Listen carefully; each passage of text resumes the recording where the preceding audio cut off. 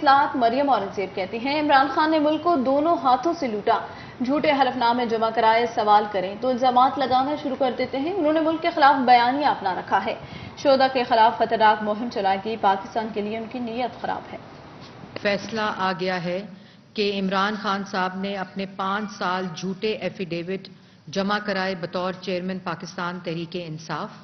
عمران خان صاحب نے 351 فورن کمپنیوں سے فورن فنڈنگ لی۔ عمران خان صاحب نے 34 فورن نیشنل سے فنڈنگ لی۔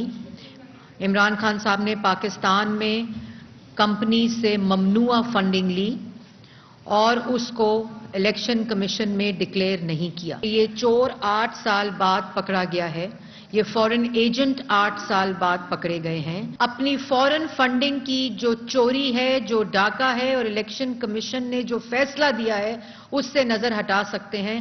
ہیلی کاپٹر لسبیلا ثانیہ کے شہیدوں کے خلاف سوشل میڈیا کے اوپر کیمپین